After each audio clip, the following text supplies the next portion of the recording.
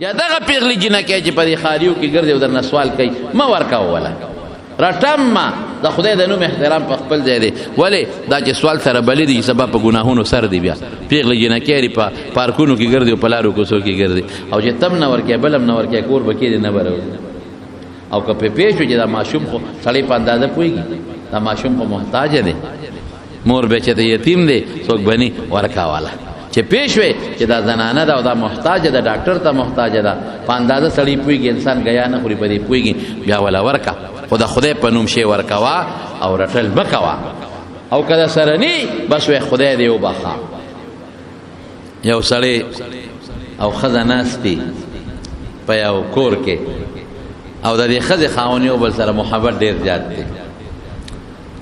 او خاوند دې شوم دې شوم او ښځه سخي ده سوالګری سوال کوي خیر راوړی خدای مو وبخه دا الله په نوم راکې دې ښځې زر پلیټ ده ښوروالو د غوښې نه ډک کړه روټۍ پې د پاسه کړه او سوالګري له وړي خاوند دې څه کوې وایي د خدای نوم یې وغه کېره د پلار د کوره دی راوړی داسې وله پې زما شین شو په نورونو منډې زه وم مزدوري زه کوم او بس د پلار کور دی دغه دې ډکه کړه کاسه د غوښې نه او سړي له وړي کوي دې زم خدمت کوم دې م کوي زمړ ډیواب را پیدا کوم دې سره پاره سوټا ګرځي دې دې را پیدا کوي کړه ویزه هلکه نشته سوالونه مه کوه ښځه نیکه ښځه وایي د خدای ظالمه دې سړي ته مه ګوره د خدای نوم ته وګوره دې سړي ته مه ګوره چې غټ کټ دی د الله نوم ته پرېږده د الله نوم بس زما مال دې نه یې ورکوم سړی غریب رخصت که او ښځې ته یې کېره دا کټوی دا ښوروا او دا غوښه واچو په دې کټوی کې ډوډۍ کېده ډېره موده پکې تېره شوله دې ښځې خاوند روانه راغله په بله مسله روانه راغله چې روانه راغله دې سړي دې ښځې ته طلاق ورکړه طلاق یې ورکړه بس هغه د کوره لاړه پلار کره بل ځای خاوند و هغه خاوند ډېر نیک سړی ښه سړی و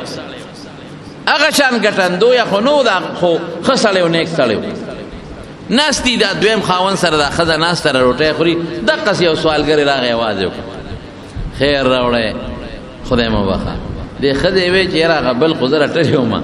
هسې نه چې زه بیا کاسه ډکه کړم دا سپېره مې ونه رټي چې زما مال ولې خلکو له ورکې نو دا لږه غلې وه دا خاوند ورته وایي هله شابه پلیټ ډک روټۍ ورسره واله د خدای نوم چا واخېست هله زر وله وړه او ښځې ګورې زما مال دی په دې ځان پوه که چې چام د الله نوم واغېشت او د نه غوښتنه وکړه نو هسې به نه رخصتې لږ شی به له خامخا ورکې خو ورکوه د خدای د نوم قدر پکار ښځه خو لا ښه وه سخي ښځه ده خاوند یې هم سخي دی چې کټوی نه غوښه ښوروا را واغېسته ترکاري روټۍ هم را واغېسته او بار ووته دقه ده چې لږ پس دا ښځه راله د سترګو کې اوښکې کرکڼې ګرځي ای سړي یو ناشنا شی مې ولیده وی څه دې ولیدل وی هغه سپېره چې ما وله هغه روټۍ یوړو ترکاري دا خو زما غزول خاوند و ما ته خو ډېر فریاد وکړ چې ښځې زه خو تباه شم غرق شم مال غرق شوی تباه شوی دی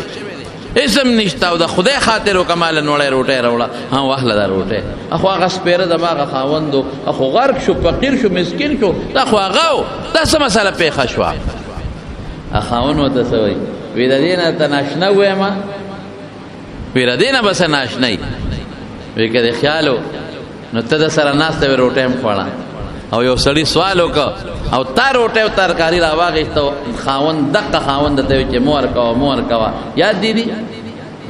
وی هغه زه ومه زه اما سوال کړی و درته ولاړم تاسو راله څه رانه کړل مال هغه مال خدای هغه نه واخېست مال هغه خدای راوسته د هغه در کې زه ولاړم نن خدای زما در ته ودرو هغه را نه کړه او د ماړه کې خدای واچولې چې اوشې ورکوه واله د خدای د نوم احترام کوه دا رزق او دا مال دا زما ستا په لاس کې نه دی دا د الله په لاس کې یو سړی به ډېر زیات مالداري په داسې غضب او قهر به ووړي چې ټول مال به تباه او برباد شي خالی لاس به پاتې شي او یو سړی به غریبي وس به نه رسېږي الله به وله رزق ورکړي مال به وله ورکړي سخاګانې به پکې کوي الله به پکې خوشحاله جمعات به پکې جوړي حج له به ځي عمرې له به ځي نیکانو سره تعاون به کوي مدرسو سره مدد او تعاون به کوي نو دا رزق دا د انسان په لاس کې نه دی ښه رزق د چا په لاس کې دی د پروردګار دا خدای په لاس. اوس که یو سړی ډېر هم ګټندوی دی او ډېرې پیسې هم ګټي او په دې سر کې یو نرۍ غوندې رګ یو شلی ده، پوټینۍ غوندې.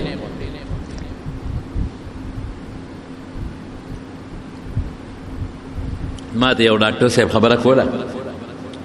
وایي په انسان په دې سر کې یو پوټینۍ غوندې شی دی، د انسان د دې نوک عمره دی، د انسان د نوک عمره یو پرده ده په دې سر کې، او د هغې نوک عمره پردې څه کار دی؟ د انسان چې دا ګرمي یخني پیژني د هغې کار دغه ډیوټي ده. دا ته چې ګرمي پیژنې، یخني پیژنې، لوږه پیژنې، تنده پیژنې، موړوالی پیژنې، خوشحالي پیژنې، خفګان پیژنې،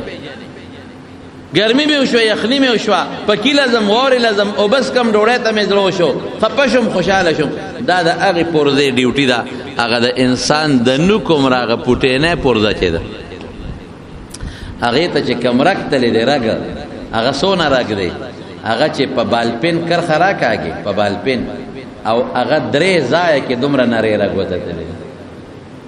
د بالپین هغه کرښه چې 3 ځایه کې هغه، نو که دا رګ 10 منټه بند شو که نه، 10 منټه بس بیا به انسان نه په ګرمۍ پیږي، نه به په یخنۍ پیږي، نه به په لوږه پیږي، او نه به بیا په تنده پوهېږي، بیا به انسان په هېڅ باندې هم نه پوهېږي، بیا به نه په خوشحالۍ پوهېږي، او یعنې لیونی به شي انسان.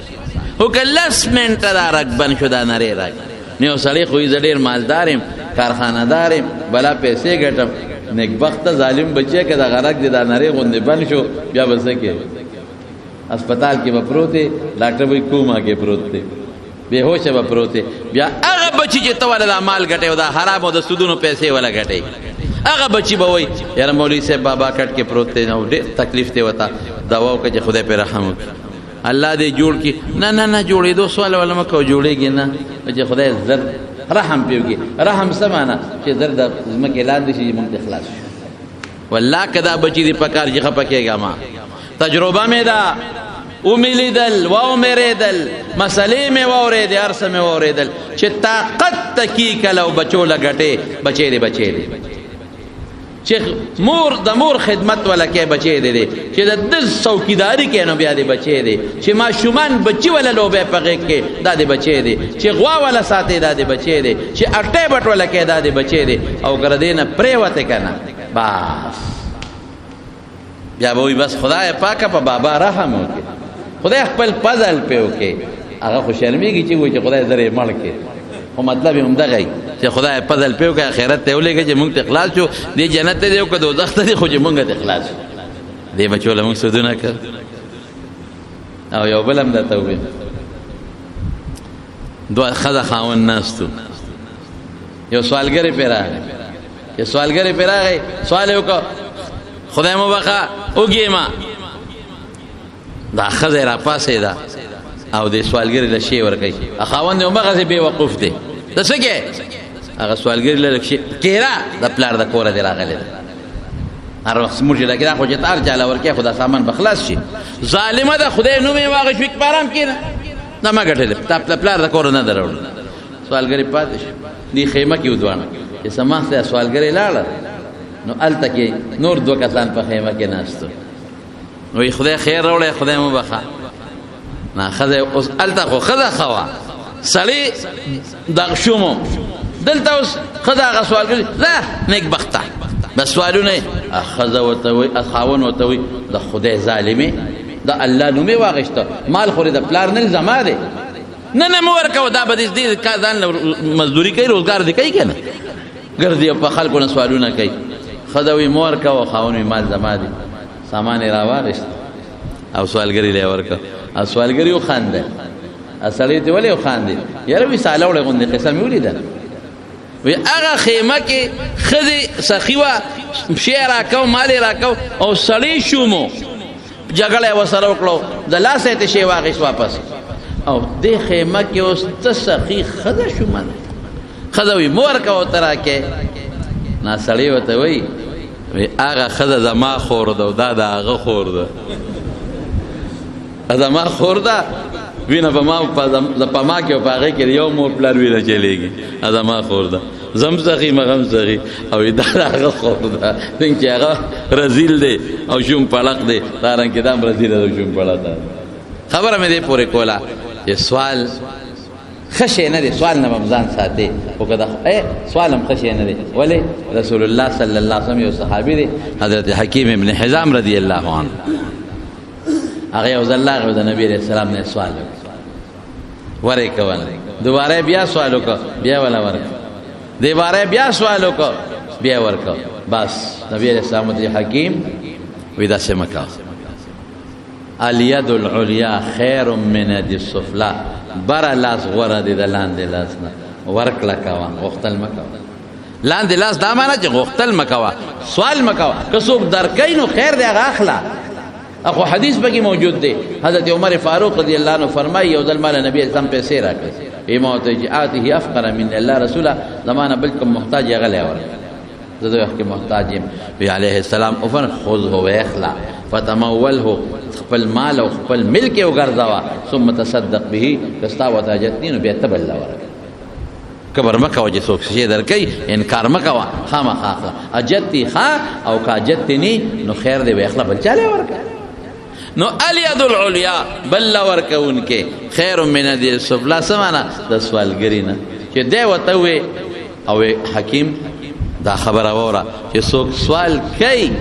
دې دپاره چې د خپل مال ډېر کم دولت پې ډېر کم دله به خدای په دې مال کې برکت چرې موانه چې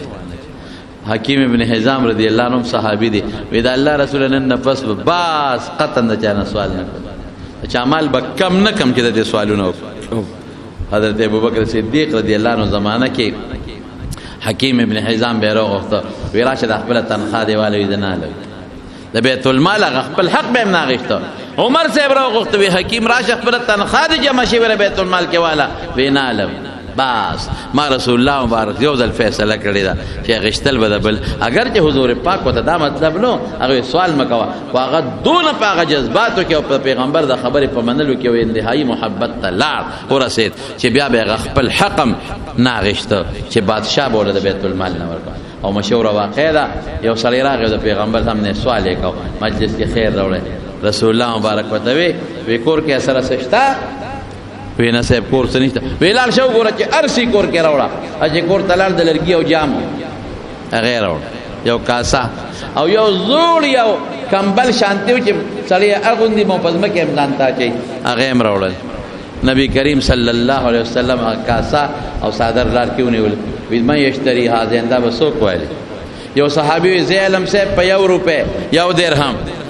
من یزید علی هذا دینه زیاتې به څوک ورکي بل صحابي وی زه انا خذوه بدرهمین زه په 2 روپۍ درهم عالم نبی علیہ السلام هغه په 2 درهم ورکړ کاسه او هغه کن کمبل او بازار نه په تبر واغښت یا ترخز یا تبر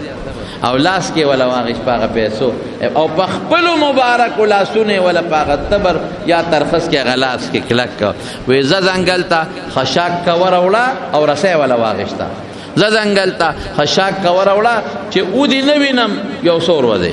ځه بس سړي رسۍ هم واغښته او هغه تبر یا ترخزه څه چې واغښته او ځنګل ته لاړ ځنګل نه به خشاک راوړو خرڅو به خشاک به راوړو خرڅو به څو ورځې رسول الله صلی الله علیه وسلم نه غیب او بیا راغی وی صاحب دونه پیسې مې ګټلې زه اوس کمبل هم پې والا لوښي هم پې والا او سامان هم پې والا نو زمارونو بنیادي څیز دا دی یو د خدای د نوم به احترام کو انشاءالله العزیز او دویم سوالګر چې سوال وکړي وګوره د الله نوم یې درته واغېسته مشهور واقع درته وویل یو ښځه ځنګل کې روانه او ماشوم بچی و ورسره ناګانه یو شرمخ پرې راغوټه شو چې راغوټه شو د ښځې غریبې باندې هیبت راغی منډه کړه ماشوم ته پرېوته په هیبت خو چې منډه کړه ماشوم ته پرېوت شرمخ راغوټه کړه ماشوم یې ونیو ویې تخته هغه اورنۍ نه ماشوم چې پکې تړی هغه کپړه هغې خوله کې کلکه ونیوله او شرمخ ماشوم وتخته دې ښځې چیغې کړې یا الله بچی رانه یوړه شرمخه اوس ښځه غریب اوس بچی پسې شرمخ پسې جته تللی شي او دا څونه ګرانه چې بچی به اوس د مور په مخ کې چیر پار کوي او شلی به یا الله دا څه وشي خو چې دی ووی یو شاه سوار راغی او شاه سوار راتلو سره نیزه و سره د په دې شرمخې ور منډه کړې او دې چغې پې وواله شرمخ ویرېد ماشوم یې وغورځاو او تښتېد شاه سوار زر د خپل اس نه کوز شو ماشوم یې راوچت کړ ماشوم پوټې هم نه دي زخمي ځکه شرمخ غاښونه هغه سرمن ته لا نه رسېدلې او ټوکلی یې نیولی و ماشوم یې راوچت کړ او دې مور لی راوسته خورې یا ترورې بچی دیوانه هغه د خوشحالۍ نه ورته سترګو کې اوښکې رالې یا سړیه ته څوک یې ما لرې د شرمخ د خولې نه نوړی راوویسته دا خو یې د ما مخکې و چیر پار کو اوهو خدای سره خو که ته څوک یې او ورته وایي زه سړی نه یم زه فرشته یم تا چې خدای ته چغه وواله نو الله وی یو بنده ورشه یو فرشته ور دې ښځې مدد وکړي نو زه رالم ستا مدد مې وکړو او خبرې چې دا ولې وی نه وی الله وفرمایل چې یو ځل دې روټۍ خوړه یو نوړی وه ورسره بل څه نو هغې خولې ته ښکته کړه او دې کې یو سړي اواز وکړه خیر راوړی د خدای په نوم دې ښځې وی د الله نوم یې واخېسته د الله د نوم نه قربان هغه نوړی د خولې نه واپس راوویسته او سوالګري له یې ورکړه نو دې زما په نوم زما د نوم د احترام د وجې نوړی د خولې نه ریستې ده او سوالګري له یې ورکړې ده زه غیرتیم نن بدل خلاصوم د شرمخ د خولې نه نوړی راوباسم او دې ښځې له یې واپس نو د خدای د نوم به احترام کې خو ښه شی نه دی سوال ځان به د سوال نه ساتې